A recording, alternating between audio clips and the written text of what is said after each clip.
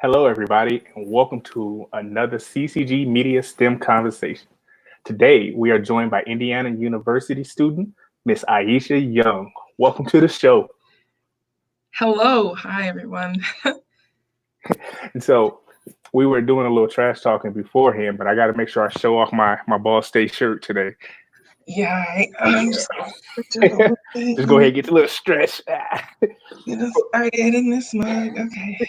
For those of you who don't know, there's a little in-state rivalry. Ball State and Indiana, obviously, is in Indiana state, and so there's always a little cross-state rivalry. But there's no competition really, though. So I will beg to differ, Iesha.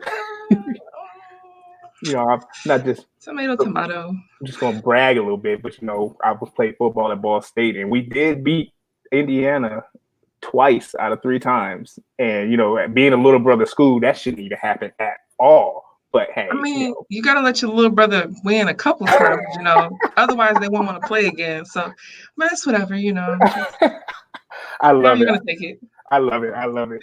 So, Iesha, how have you been adjusting to this new normal, caused by the global pandemic? Honestly,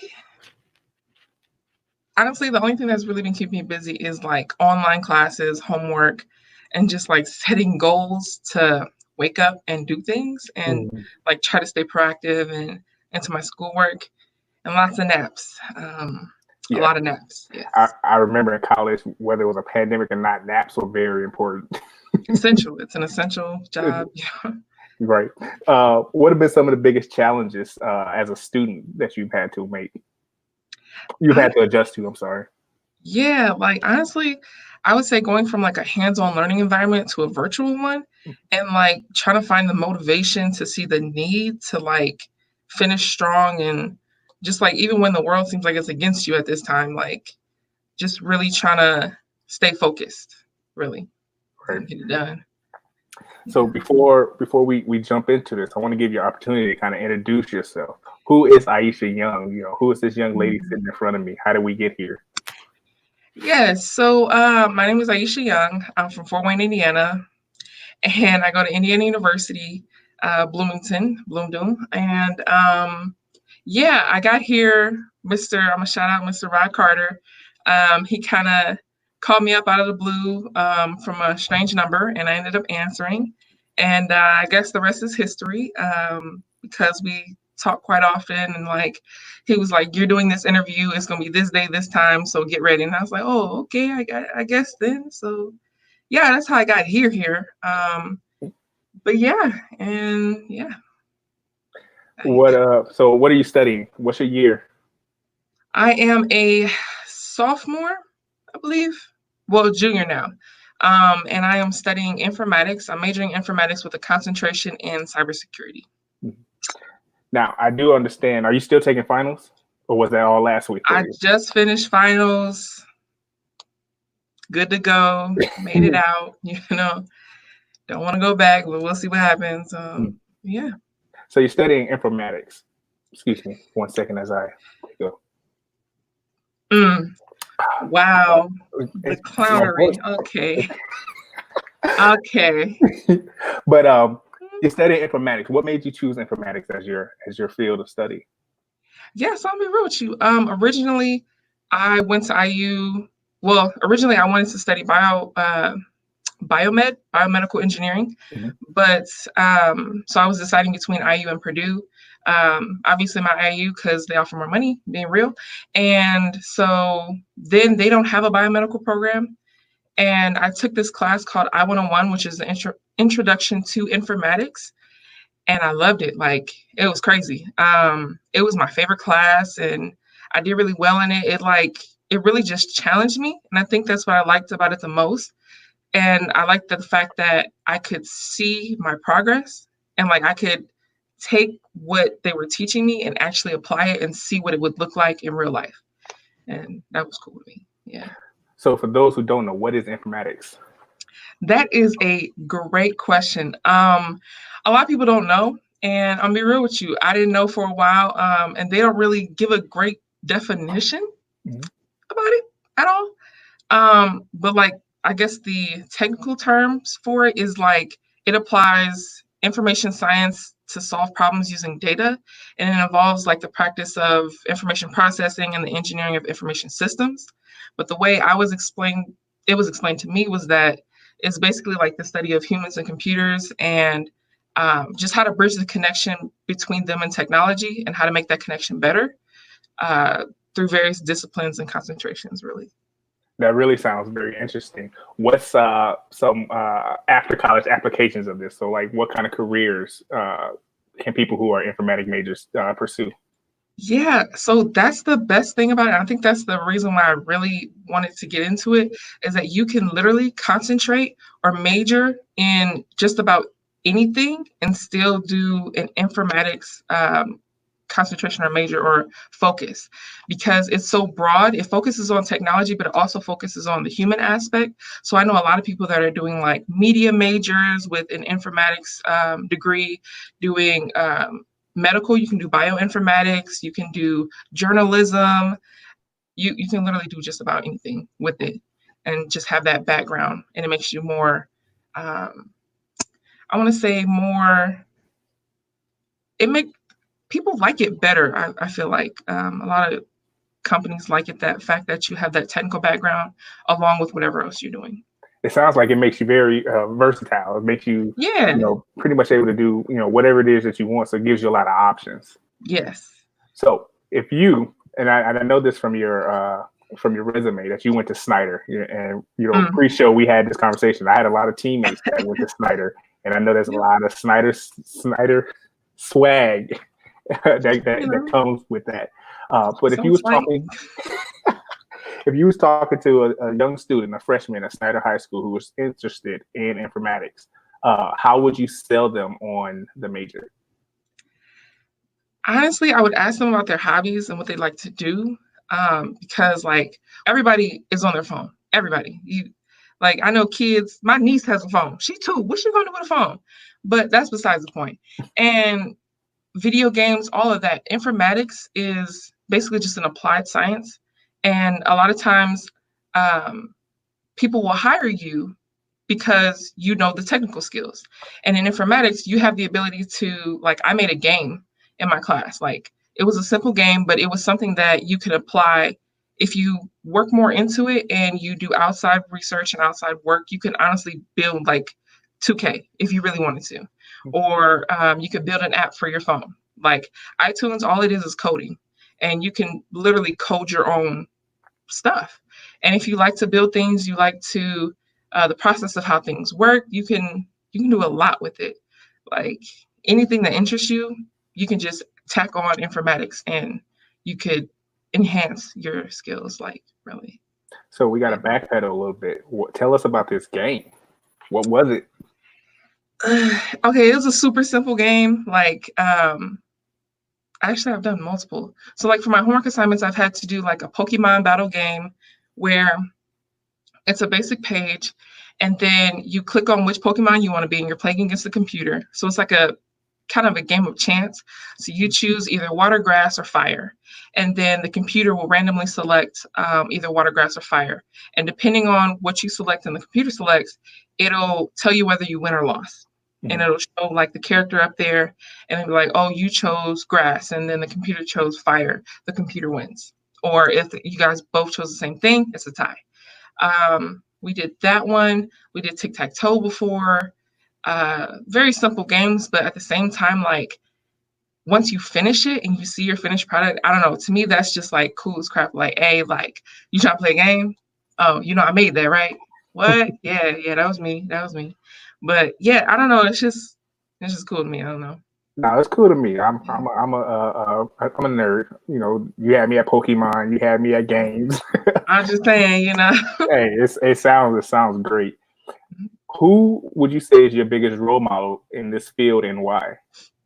Yeah, so I feel like you was waiting for that question.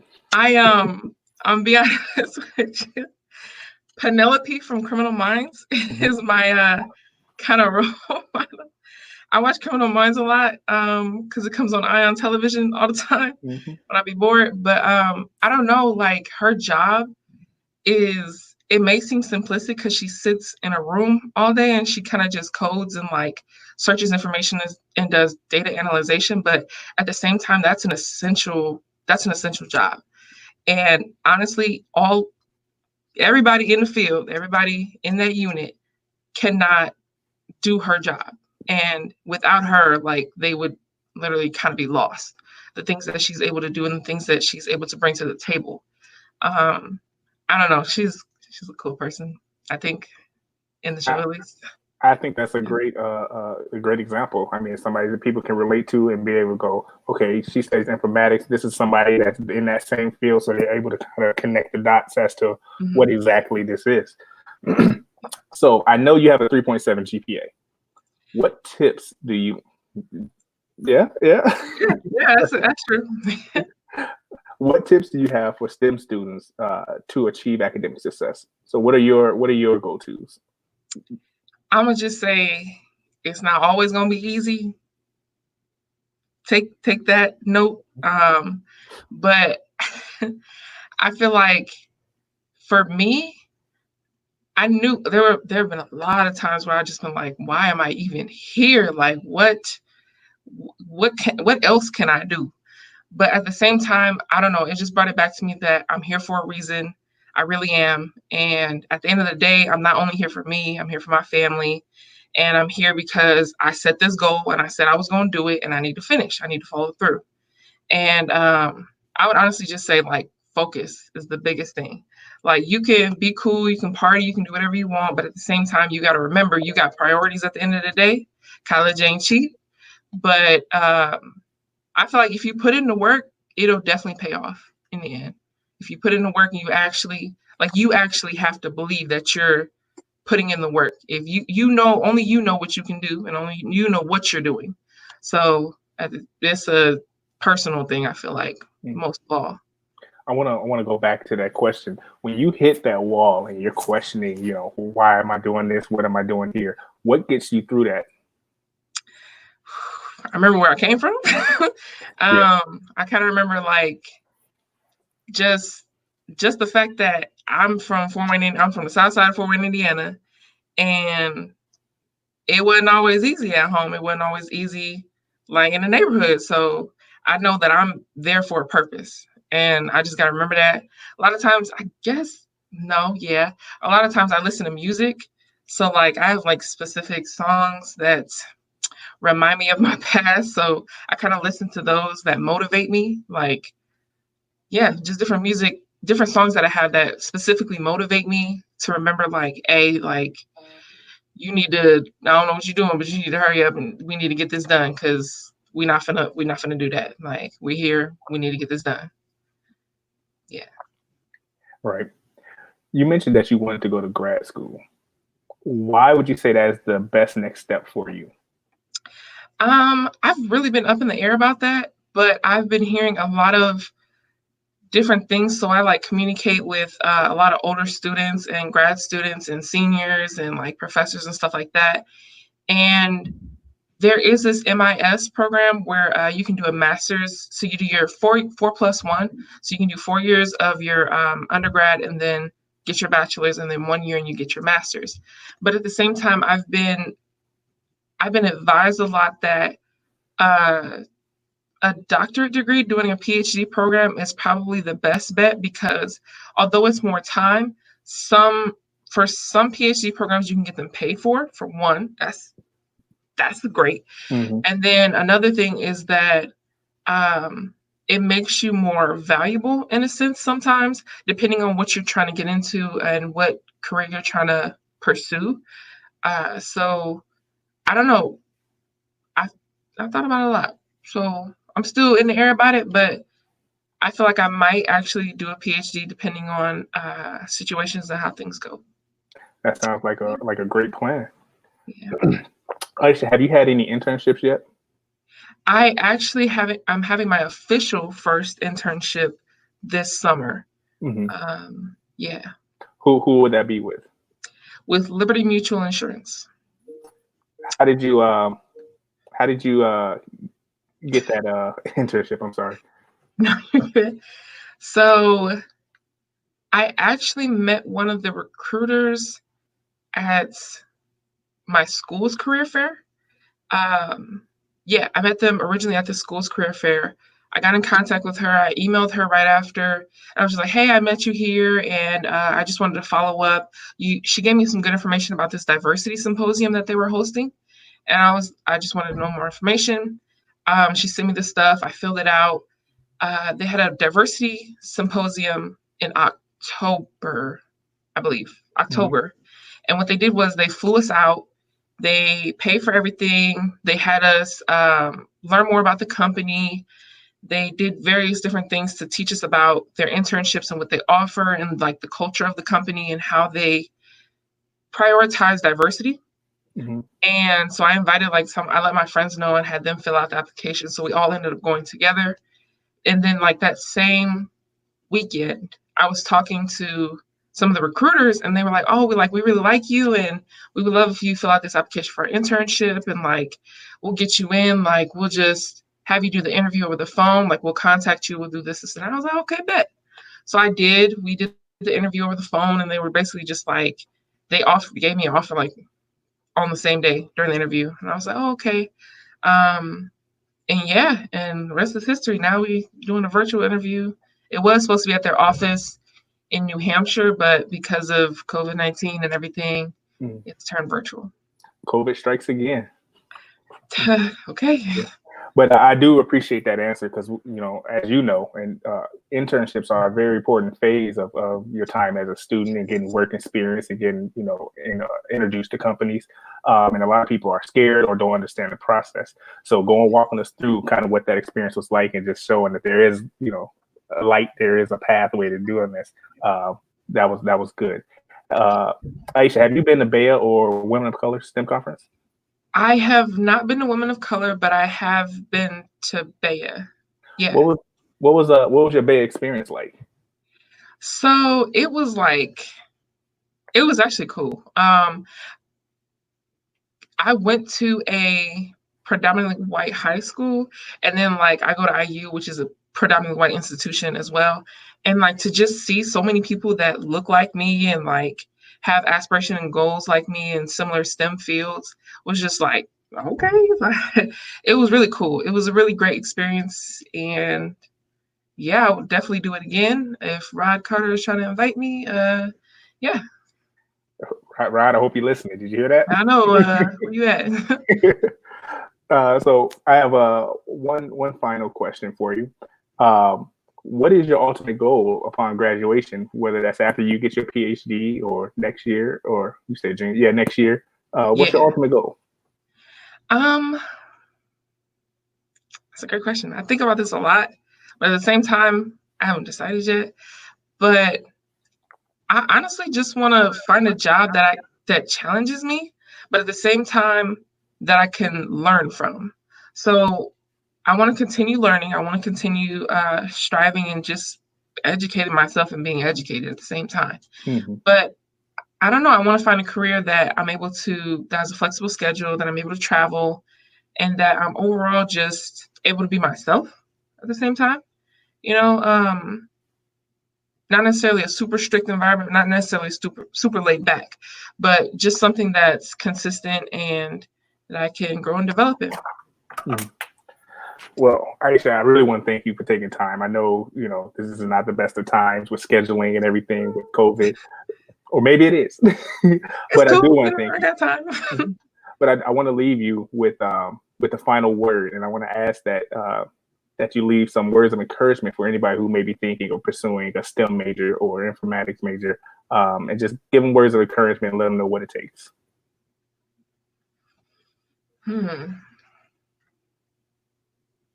I would honestly just say, do your best, because at the end of the day, it's what you decide, and not your mama, not your daddy, not your professor. It's gonna be up to you. And if you do your best, you persevere, and you work through it, I promise you're gonna feel great at the end. There's nothing more satisfying than when you're finished product. I'll just say that. There's nothing more exciting than starting somewhere and you struggling, and then you get to the end and you're a success. I don't know. And I feel like if you work through it, you persevere, even when everything seems like it's against you, you have to be that positive. You have to be the positive in your life sometimes. And sometimes it's hard because you're just like, wow, like, why is all this happening to me? Like, why? But at the same time, you have to look at the positives in the situation. And sometimes you got to block out the negatives. Because every day above ground, to me, every day above ground is a good day because you have another day to figure stuff out. So, but yeah. Iesha, that was great words. Thank you. And thank you for being a good sport and going back and forth. You know, even though we know what the best school in Ain't nothing in Indiana that is. cup. Put it down. I just got it for show. Just got it for show. But thank Mhm. you. Thank you again. And thank you for a great interview. Yeah, thanks for having me. No Yeah. problem at all. Good luck, everybody. Yeah. And thank you to the audience. If you enjoyed today's conversation, please let us know by leaving us a comment or sharing the story. Also, if you haven't had a chance, check out our publication websites where you can check out other STEM stories just like this. You can find those at blackengineer.com, hispanicengineer.com, and womenofcolor.online. Be sure to check back with us tomorrow at 3 p.m. for our next edition of CCG Media. Until then, I am Rayonda Kennedy. Take care and stay safe.